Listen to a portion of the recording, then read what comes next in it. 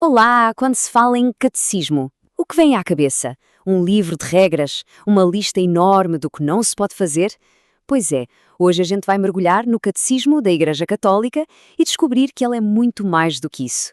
Pense nele não como um manual, mas como uma obra imensa que resume nada menos que 2000 anos de fé, de pensamento e de tradição. Olha que interessante, o próprio texto usa uma metáfora belíssima para se descrever, uma sinfonia da fé. E o legal dessa imagem é que uma sinfonia não é, de jeito nenhum, uma performance de uma pessoa só. É uma obra com muitas vozes, muitos instrumentos, todos trabalhando juntos, em harmonia, para criar algo coeso e belo. E é exatamente esse o espírito do catecismo. E isso não é só uma forma de dizer não. O processo de criação do catecismo foi algo monumental. Pensa só. Em 1986, uma comissão de 12 cardeais e bispos foi montada para essa tarefa. Foram 6 anos de trabalho intenso, com teólogos, especialistas em Bíblia, catequistas. O texto passou por 9 rascunhos. Mas o ponto crucial é este. O rascunho foi enviado para todos os bispos católicos do mundo darem seus pareceres. Ou seja, o documento final é, de verdade, o resultado de uma colaboração global, refletindo a universalidade da Igreja. Para a gente conseguir navegar por essa sinfonia toda, o catecismo se organiza em 4 partes, 4 pilares bem claros. Primeiro, a fé que se professa. Depois, como essa fé é celebrada. Em seguida, como ela é vivida no dia a dia. E, por fim, como ela se expressa na oração. Então, vamos lá. O primeiro pilar, a fé professada, vai direto ao ponto. Ele foca naquilo que é o núcleo da crença católica, o que está no credo. É basicamente o alicerce de todo o resto. E bem no coração dessa fé está um conceito descrito como o mistério central, a Santíssima Trindade, a crença em um único Deus que existe como 3 pessoas distintas, mas inseparáveis: o Pai, o Filho e o Espírito Santo. Veja bem, não são 3 deuses, mas um só Deus numa comunhão de pessoas. Essa é a base de tudo. E de onde vem esse entendimento todo? O catecismo aponta para 3 fontes que não se separam. A Sagrada Escritura, que é a palavra de Deus escrita, a Sagrada Tradição, que é a transmissão viva dessa fé ao longo das gerações, e o Magistério, a autoridade de ensino da Igreja, que tem a tarefa de interpretar a Escritura e a tradição. O ponto-chave é que elas funcionam juntas, sabe? Como um banquinho de 3 pernas. Se tirar uma, tudo desmorona. E aqui tem um exemplo fantástico de como o catecismo lida com a unidade dentro da diversidade. Vamos pegar a questão de como o Espírito Santo procede.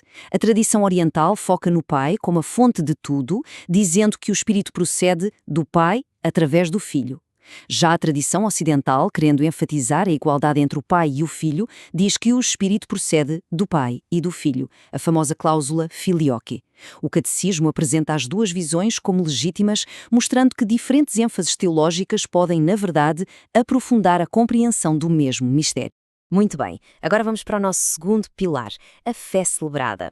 Se o primeiro pilar era sobre o que os católicos acreditam, este aqui é sobre como essa crença se torna algo tangível, real, na vida da Igreja, através do culto, dos sacramentos, da liturgia. E então, como é que uma fé em coisas espirituais, invisíveis, se manifesta no mundo material? A resposta, segundo o catecismo, está nos sinais e símbolos. A liturgia usa elementos do nosso mundo para nos conectar com as realidades divinas. Quer ver alguns exemplos? A água no batismo. Ali, ela não é só H2O, ela se torna um sinal de purificação, de um novo nascimento espiritual. Da mesma forma, a pomba que aparece no batismo de Jesus se torna um símbolo poderoso da paz e da presença do Espírito Santo. São coisas físicas apontando para uma realidade muito mais profunda. E talvez o exemplo mais profundo disso tudo seja a crença na transubstanciação. O catecismo define isso como a mudança pela qual o pão e o vinho, na Eucaristia, se tornam de fato o corpo e o sangue de Cristo. O ponto crucial aqui é que, embora as aparências, o gosto, a textura, o cheiro continuem sendo de pão e vinho, a Igreja ensina que a substância, a realidade mais profunda daquilo, foi transformada. E como é que se entende uma crença tão profunda? Bem, o Catecismo cita os primeiros pensadores cristãos para mostrar que, no fim das contas, é uma questão de fé. São Cirilo de Jerusalém aconselha a aceitar as palavras do Senhor com fé, confiando que aquele que é a própria verdade não engana. É um mistério de fé, não algo para ser provado em laboratório. Ok, vamos em frente para o nosso terceiro pilar, a vida na fé. Aqui o assunto é moralidade. Se as pessoas acreditam nessas coisas e as celebram, como é que isso se reflete na maneira como elas vivem, nas suas decisões diárias? Toda a lei moral, os 10 mandamentos, todos os ensinamentos sobre certo e errado, tudo isso pode ser resumido de uma forma muito poderosa em um único número. E aqui está ele, o número 2. Porque toda a lei, segundo o Catecismo, se resume nestes 2 grandes mandamentos dados por Jesus: amar a Deus acima de tudo e amar o próximo como a si mesmo. Esses são os princípios que guiam toda a vida moral. Mas, na prática, como é que isso se aplica? O Catecismo nos dá 3 elementos para avaliar a moralidade de um ato. Primeiro, o objeto, o que é a ação em si. Segundo, a intenção, por que está sendo feito. E terceiro, as circunstâncias. Qual é o contexto? Por exemplo, dar dinheiro a alguém. O objeto é bom. Se a intenção é ajudar, ótimo. Mas se a intenção é só se exibir, a bondade do ato já diminui. E se o dinheiro for roubado? Aí o ato se torna mau, não importa a intenção.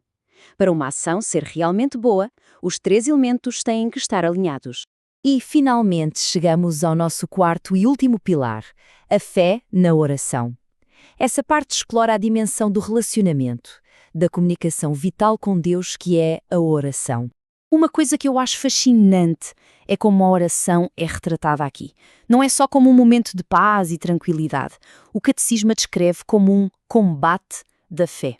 Isso reconhece que rezar pode ser difícil, uma luta contra a distração, a aridez, a dúvida.